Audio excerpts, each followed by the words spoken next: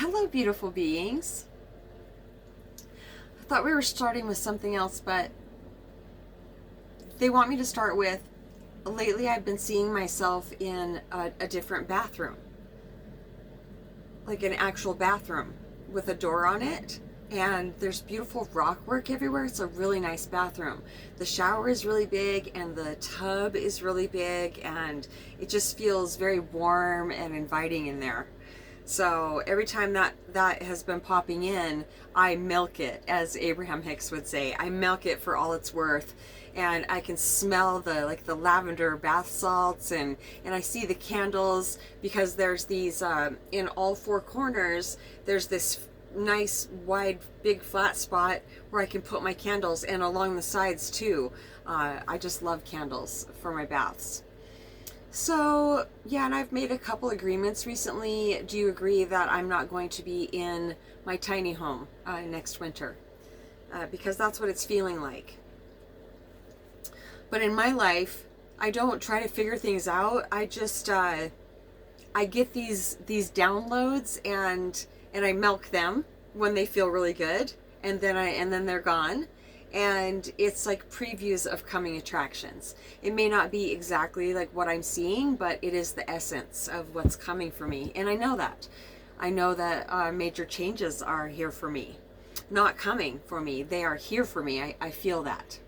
And what was really coming in just now is, and it's so funny because they've stopped saying, let's make a video. It's more of a, and that's how it should be. They're saying, with enough practice, certain things that were needed aren't needed anymore. And so I don't know why it is. A lot of times right before I eat is when I feel compelled to record a video. And so the ancients and I were talking about the gut alarm, because I want to completely avoid certain people that make my stomach hurt. And but sometimes that's throwing the baby out with the bathwater. That's running away because I can't face the indicator that the divine is giving me. And I was just talking to the ancients about, please help me slow down a little. About, man, I hope someday I'll be able to get rid of that gut ache, the gut alarm that shows up. And they're just like, really? I was just like, wait a second. I don't know. I don't ever want to get rid of the gut alarm. That is the indicator for me. This is what I've gotten over the years. I fine-tuned it into the message is, whoa, wait a minute. And I do now. And not perfectly, but I do. And if I don't do it perfectly, if I don't whoa and get away from the person that I'm interacting with that is highly unconscious, that's what the gut ache is all about. It's like, whoa, you are walking into, I mean, I'm not, they're just using the word dangerous. It's not necessarily dangerous, but yeah, it definitely can be. Definitely has the potential to be dangerous with certain people. So if my gut alarm is going off, there's the potential for some type of discord. There's the potential, and this is the biggest thing, there's a high potential that I will become unconscious also by interacting with the person that I'm getting a gut ache from. So it's just so beautiful because not trusting our intuition, not trusting that gut alarm, and going there anyway, the lesson will be clear. The reason why I shouldn't have. But I don't beat myself up for that anymore. I just learn the lesson, and the longer it takes for me to learn a lesson, I don't see it as a punishment at all. I see it as divine intervention, because the longer it takes for me to learn a lesson, the more it hurts when I don't trust my intuition. But I always end up getting it, and I don't really know if I've actually got it yet, whatever the it is. But life is school, and I'm getting cosmic A pluses. They're reminding me. Ancients, is there anything else? I really want to eat. I told you guys recently in some of my last videos that I just bit my cheek, that I have been being naughty. I was being naughty, and I was having a bit of an anorexic relapse, and I had gotten up to 121 and a half, and I did not feel comfortable in my body because there was a lot of excess fat on my stomach. And for some reason, for me, that has been my focus throughout my journey with anorexia. So I just try not to look, but I've lost 9 pounds since I was talking about that, and I kind of overshot the mark. I was shooting for 115, 116. That's how I feel super comfortable in my body. But I went a little bit lower. But the good news is it's really fun to gain it back, and I'll have that back in like 2 days. So do you agree that I will be able to maintain a very healthy weight? And my doctor told me 115, 116, just like Ocean. They said that for our size, our skeletal structure, that is a good weight for us. That's not bad at all. It's just, dipping below 115, I have no business being there. Plus, if you focus on your stomach, if that's, that has been the focus of your wanting to lose weight also, but mine is unhealthy. I don't need to lose it. But there is also a thing is excess weight, even on a small person, of course, because I don't need 6 extra pounds on my stomach. The rest of my meat suit is filled out. Why do I need that extra? I don't. So I don't remember what my point was. I guess I was for a second I was thinking about the people that don't understand. But it doesn't matter, because if you haven't been through it, it hasn't been one of your life lessons. So you won't understand, and that's okay. That people don't understand what it is to have body dysmorphia. It's not that big of a surprise that a lot of young women, all ages really, have some type of body dysmorphia, because we're taught as little children that Barbie is the ideal body shape. That's nobody's fault, of course. So it's okay, because I don't mind having something to work on, and I will fine tune it. And there will come a day that I will start having thoughts about, oh wow, I feel really gross right now, or I look really gross, and I'm looking at my stomach, which is specifically negatively focused. I will catch it right away, and I'll be like, well, those are some old stinking thoughts. I don't follow those around for 1 second anymore. That's not how I feel about myself. I love my physical form. It enables me to get around the planet. So all of that stuff, all the weight stuff, is just the useless personal identity that I'm still shedding. And someday, just like all the rest of it that I have shed the last almost 12 years now, I don't even think about the stuff that it used to just slay me. Now it doesn't even come in anymore. If it does, I don't even acknowledge it. And there's not even any effort in not acknowledging it. It's beautiful. So I just keep practicing every day to have less and less and less and less and less thought activity. It's our natural state of being to have very, very little mind activity. And I see the little hourglass. We're almost done here. I saw a man that I used to go to AA. I didn't go with him, but he was in AA meetings, and I saw him at the store the other day Walgreens. He works there, and I had a snow cap on, but besides that, everything else was the same. And I was picking up pictures, and I go by Mama G. It's one of my legal names, but he always knew me as my other name, and that's a very beautiful name too, but I don't go by that anymore. And I was picking up pictures, and I said Mama G, and he looked at me so strange, and I said, and then he rolled his eyes, and I put my other name out there too. I said, well, you know me as this, but I said Mama G is one of my other legal names. I said, what are you rolling your eyes for? I could not read him. I couldn't tell what he was. Just like, it seemed like he was really annoyed. Well, usually when somebody rolls their eyes, they are annoyed. And so he found my pictures and he gave them to me. And I said, okay, you have a really great day. And I was walking away, and there was another man back there too, helping try to find my pictures.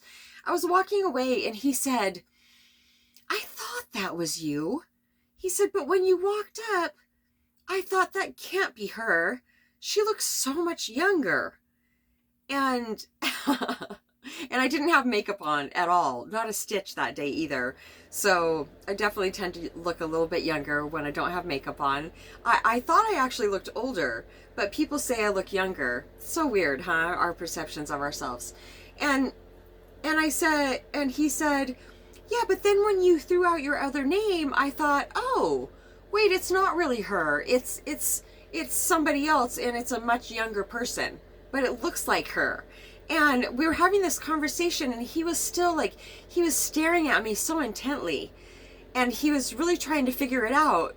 And he said, which was really profound to me, he said, I guess Mama G does look younger, doesn't she?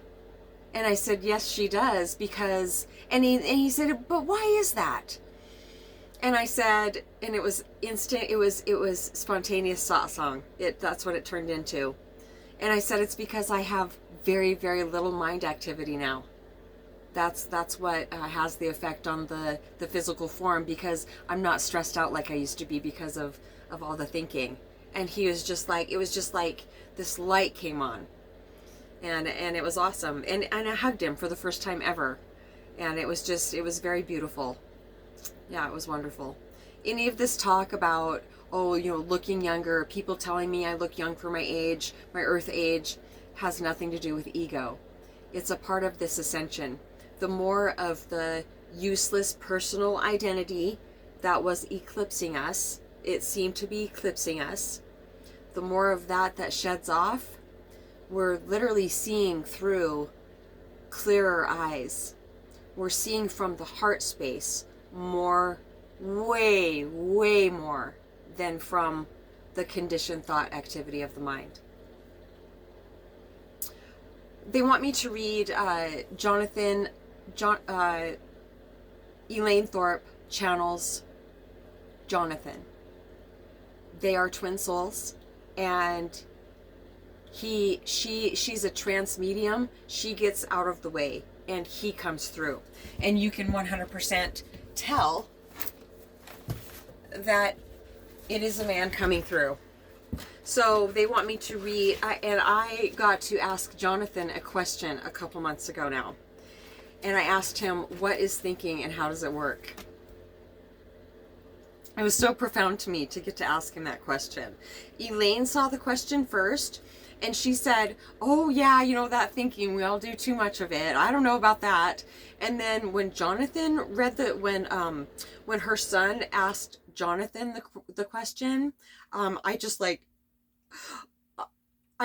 couldn't even breathe. I was so excited. And immediately, ancients, regulate my emotions, please. It's a joy flood. I'm not complaining. I'm just still working on regulating it. I want to cry and laugh hysterically. Whew. Yeah, so some people that I have the honor of channeling also, like yesterday, come through, and I just have to sob because please, ancients, don't, yeah, oh, it's right in front of me. This one beautiful being has recently dropped her physical form just in the last couple months, and so she comes through, and what she's been teaching me is how to be uncensored even more than I am. And because it's so imperative to her that if you could feel the intensity of the emotion in my body, you'd be like, oh my gosh, you're doing such a good job.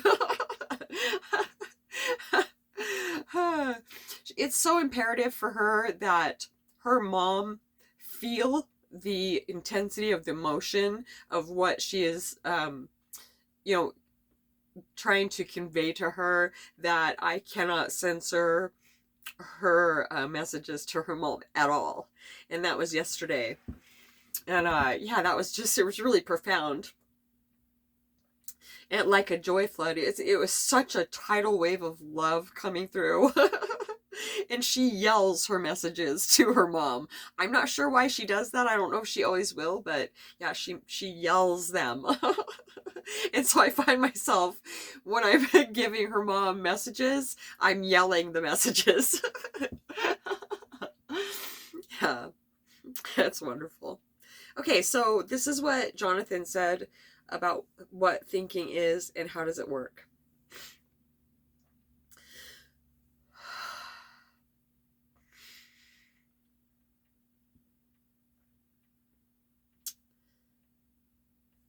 Okay, so about wanting to unplug my gut alarm and wanting to but I don't really. But I did for a second, or else completely avoid people, like just throw them, just get them out of my life completely, because oftentimes when I interact with certain people, my gut alarm will go off.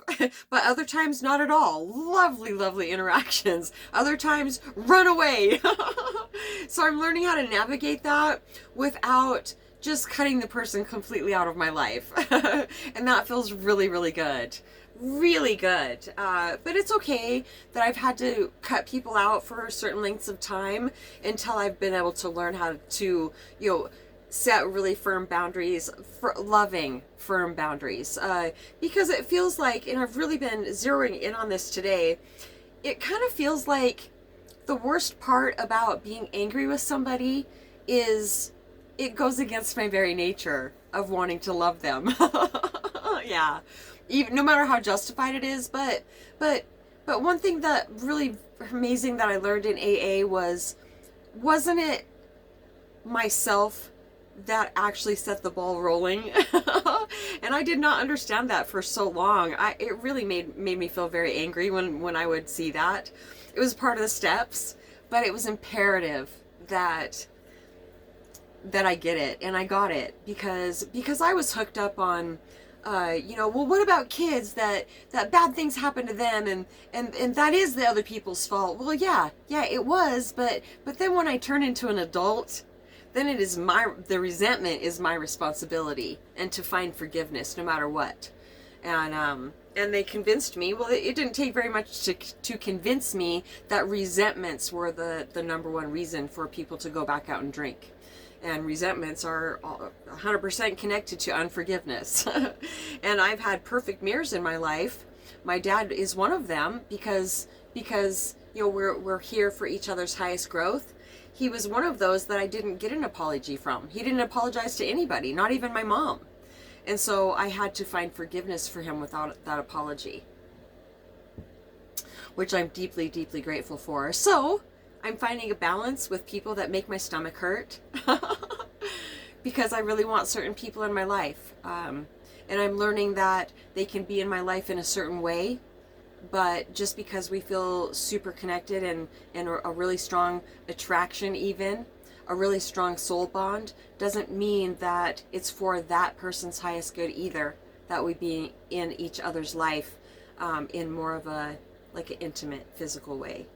So I'm growing, and I just want to fully be Mama G, and a lot of that has to do with helping people, staying in people's lives, and having those loving, firm boundaries, and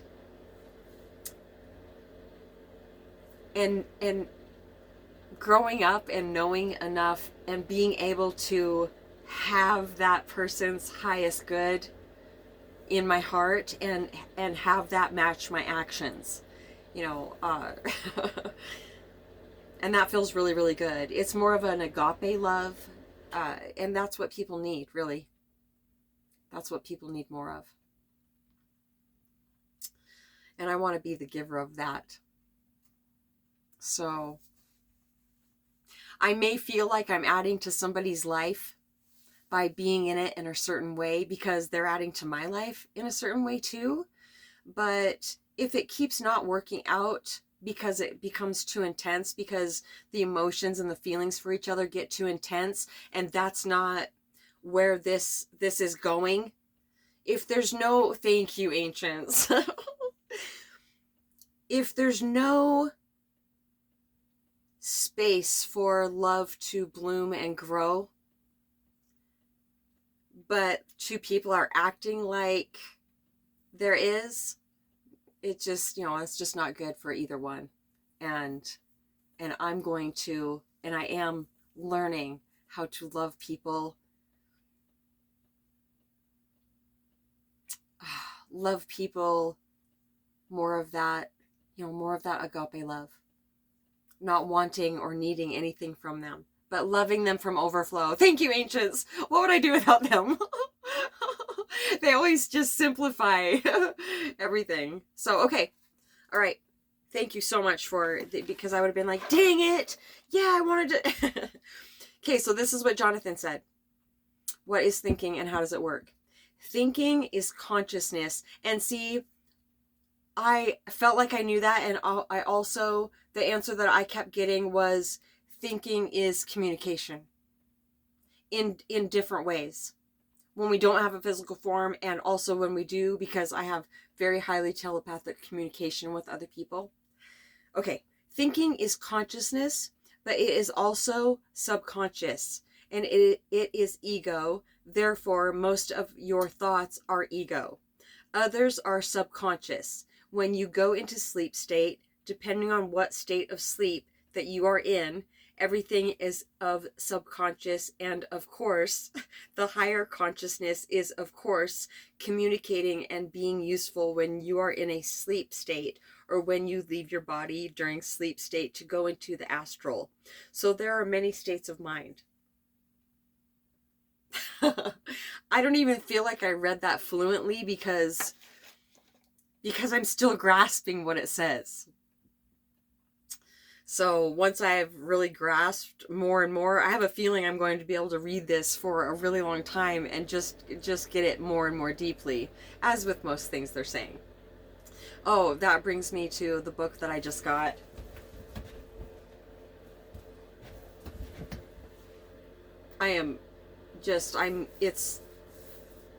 Yeah.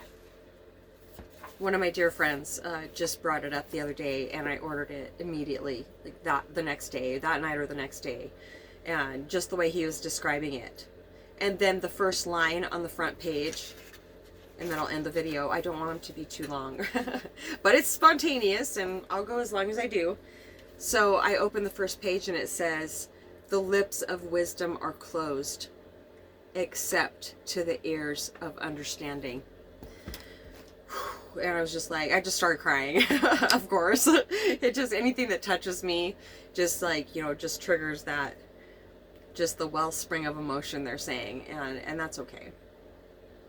All right. I think that's it for now. I'm really excited to go eat. And songwithmamag@gmail.com. If you would like help hearing and trusting your intuition, we would love to help you with that. And also help learning how to hear your guides, or how to get unstuck out of something you feel stuck in. Yeah, let's have a heart-to-heart conversation. Love you so much.